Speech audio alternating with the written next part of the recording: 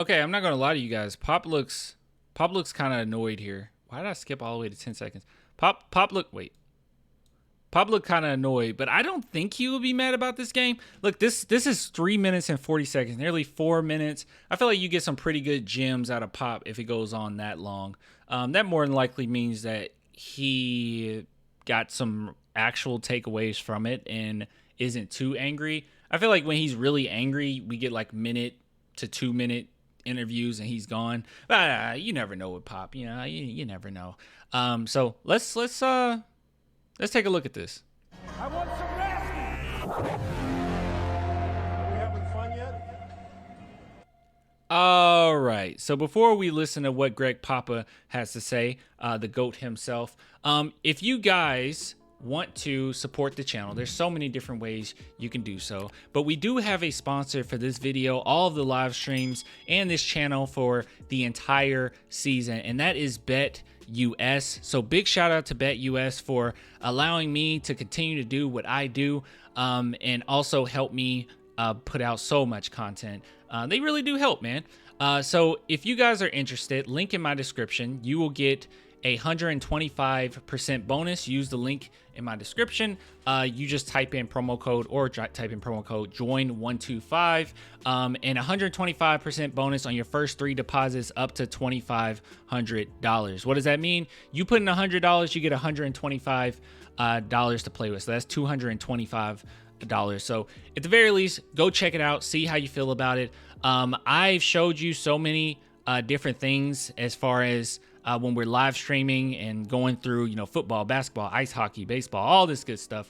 But one thing that I have not shown a lot of that I find pretty cool, I say it all the time, but as far as showing it is another thing. There is props in game day props. So what does that mean? Well, you can go in and you can bet on over or under assists for specific games. So this was the Golden State versus Dallas Mavericks. See, even my cat's excited about it. Look at her.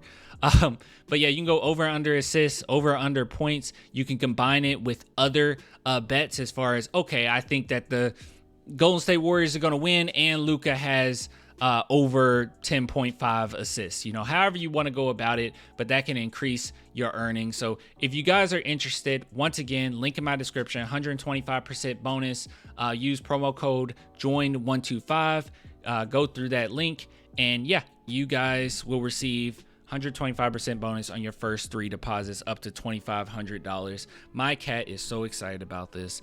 But yeah, so link in my description. All right, let's take a look at what Popovich has to say. Mikasa, let's see what she has to say, or what he has to say, Mikasa. Now don't get too wild over here, okay? You've been shedding a lot and messing with my allergies. You're messing with my allergies. Trade just really, especially in the first half, to kind of get you going there. I know other guys. What you doing? Having a bit of an off night. How about Trey? Just to really kind of go. Trey's a consummate competitor, and he's going to do everything he can to win a game. That's simple as that. That's what he does. Well, actually, my opinion wouldn't change because it hadn't changed. I don't think Trey Jones is going to be traded. I don't think Sohan's going to be traded. I don't think Devin Vassell is going to be traded. I think that those guys are fairly safe going into next season. The guys that I would suspect to be traded, honestly, is probably Keldon. I know people say Zach Collins, but I don't think you can't trade Zach Collins until later on. So I don't know why we keep bringing him up. But definitely Keldon. Devontae Graham probably will be gone. That's one. Mamu might stay. I feel like we're going to have at least 3 or 4 players that are gone, and we're going to have a different bench coming next season. But one thing that we definitely need right now is just to find some starters. I mean, really. Julian Champagnie, while I do appreciate him defensively, and I do think that he's somewhat of a threat, one of our only threats as far as 3-point range, he's obviously not a starter, okay? He's obviously not a starter, and he'll look much better coming off the bench, going against other bench talent. It's just he has to go against, like, the best of the best every single night, and it makes him look worse. And I think Spurs fans that don't like him or say that he's trash, I think you just need to contextualize it a little bit. He's just not a starting small forward. He just isn't. So, but he'll be fine if he's coming off the bench, and I think that we would love him more valuable piece off the bench. He's at his best, night after night after night. What are you doing? And he'll do anything that needs to be done. Dylan Brooks has had success against Victor twice now. What problems does that matchup pose for Victor? Did he say Dylan Brooks? He didn't say Dylan Brooks, did he? Did he say Dylan Brooks? Did he say Dylan Brooks matchup with Wemby? I mean, Wemby was like quadruple teamed every play. What? Dylan Brooks? I mean, I guess he got... What did Dylan Brooks do on... I don't know. I have no idea. That's a weird one. Oh my God, my cat... A lot of little guys can get into a big guy like that. And Okay, hold on. I'm trying to get her off. All right, you got to get off, girl. I love you, but you got to go. make it tough, and they double teamed him every time. So There you go. If somebody's going to be guarded that way, everybody else has to participate, and you have to do it a different way. So They do go underneath him a lot. But he only had 2 turnovers in this game, I think. we didn't shoot well in that first half from 3, but we hung in. In the second half, it went back and forth. But as is usual in the NBA, down the stretch you got to make shots, and Brooks made 2 threes in a row down there, which gave him a little bit of a separation, and that's what it's all about at the end of games. The hustle plays you got from Sandro there in the second half. What did you think of that? Sandro was exceptional. He moved well without the ball. He pursued rebounds. He was really good for us tonight. Coach, Jakub Kolicki from Poland. I saw people talking about Sandro and saying like he looked like Manu, how much he was diving for loose balls. Thank you. In the last game against the Warriors, Sohan made three important mistakes. You reacted immediately. Today, Jeremy was one of the team leaders again. Then what are your methods that make players are mentally changed in short time, day by day? I'm not sure what I'm answering, to be honest. I apologize. What? Can you just ask me, with all the prefacing remarks, what the question is? Okay, what are your methods so that the guys day by day they go to the game and yesterday Jeremy was to take any mistakes. The next day he is the leader, 21 points on a very good game. But what in your opinion changes that in Jeremy's brain when they day by day? Well, Okay, so that's why this video was 4 minutes. That was a long-winded question. I know he was kind of struggling. Man, I don't even understand the question. I guess he's asking Pop, what are your methods day to day when guys screw up? I yell at them? I don't know. I would assume that it's different. It just depends on who he's coaching and what the situation is and how often they've gone over that in practice already. And, is this a constant mistake? I mean, if it's a constant mistake, I'm sure he gets really agitated. Is that the question? it's tough to get into a player's brain, but sometimes players have a good night, sometimes they don't have a good night. And Jeremy had a good night tonight. I don't know the question. Was that the question? Do anything special to get him to have a good night. He played well. Oh, okay. So what are your methods to make? I don't know, dude. I think, look, I used to think this like in middle school, probably part of high school, when I didn't really have like a good concept of sports and whatnot, and like just how the coach's relationship relates to the player. I used to always think like there's this like emotional, engaging speech every game during halftime that really gets guys fired up.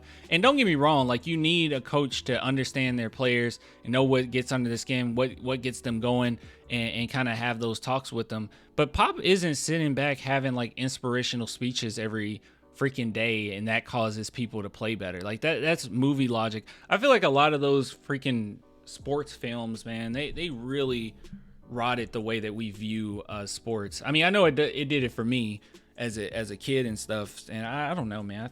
I'm not saying the reporter is thinking that way. Maybe, I don't know. If that's the question, that is a pretty tough, bad question. I don't know. We didn't have a great angle on Devin's last free throw that he missed on purpose? Did it hit the rim, or did it just come straight up? You know, I'm not sure, to be honest. I don't know if it grazed it or not. I don't know. Guess we'll find out tomorrow when they put out Yeah, the report. we'll see.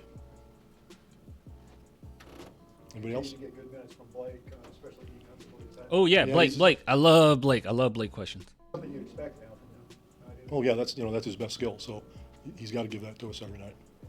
Wait, was it the defense? Yeah, he's Something you expect now from him? No, no. What was it? Guess we'll find out tomorrow when they put out yeah. the report. We'll see. Anybody else? You get good minutes from Blake, especially defensively. Is that Yeah, he's. something you Oh, good minutes defensively. expect now from him? Oh yeah, that's his best skill. So he's got to give that to us every night. Cool. All right, that was a pretty good interview.